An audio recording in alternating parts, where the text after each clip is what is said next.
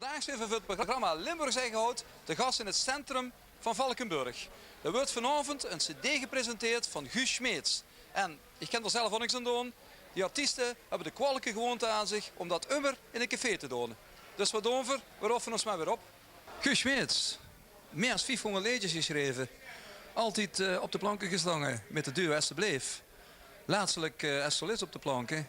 Heel muzikaal Limburg kent ik, maar er zijn misschien toch nog een paar lui die minder muzikaal zijn aangelegd die het niet kennen. Wie is Guus Smeets?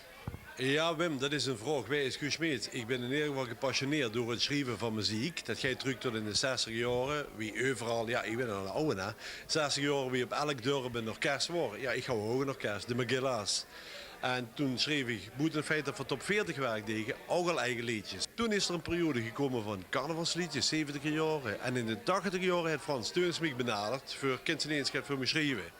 Er was achter deze division eigenlijk een van de eerste lokale hitjes. En vanaf toen is het eigenlijk losgegaan. En ja, tot op de dag van vandaag doe ik het met heel veel plezier.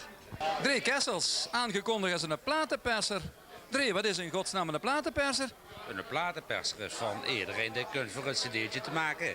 Ja, dat kunt op bij Drie Kessels hebben, bij ACD Music. Doe best eigenlijk een beetje de initiatiefnummer van het GL. Wie best tot dit initiatief gekomen? Nou, omdat ik al zeg dat ik al heel veel cd's maak en overal kunt de naam Guus Smeets, Guus Smeets, Guus Smeets. Ja, we hadden zoveel nummers wat hij had gemaakt, dus voor heb ik... Ja, dat kan ik me voorstellen. Drie, dat moet Chatrix in, denk ik.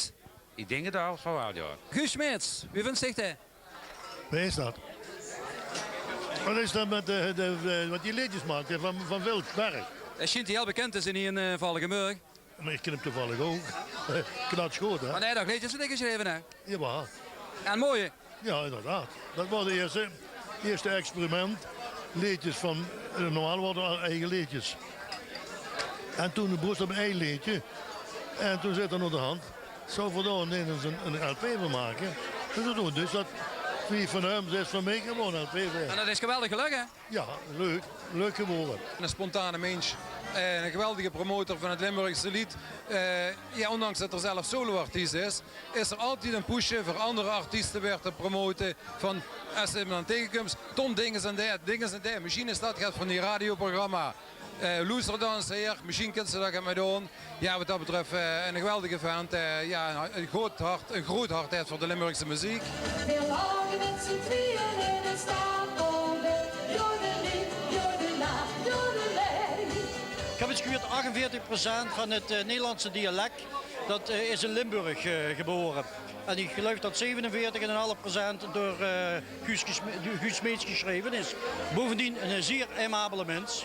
Guus Smeets speelt het klaar om de tekst sneller klaar te hebben dan dat ik toe ben. Dat wil zeggen, ik ga naar hem toe en ik breng hem de melodie.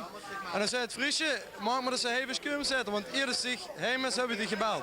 En dat is regelmatig gebeurd dat ik toeskom dat er mij al 2 coupletten kon voorzingen. Wat is die grootste succesnummer? Ja, ik hoor Pieter Kiebert een keer zeggen in zijn programma. Ik heb 4 pijlers die dit programma pas was 35 jaar. Ja, het zijn van de gesubsidieerden, dus dat weet ik niet. Oh, dat weet ze niet. Nou, maar goed. Pieter zei het, er zijn 4 nummers die dit programma dragen. En dat wordt een nummer van Chef, Geniet van het Leven.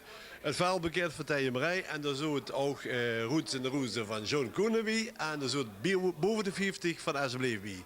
Ja, dat is voor een auteur een streling. Dat zo dik aangevraagd wordt en in de loop der jaren de tijd overleeft.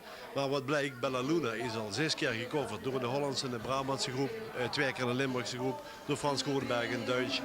Als auteur is dat gewoon heel erg strelend. La luna, wacht die gewoon in de loon.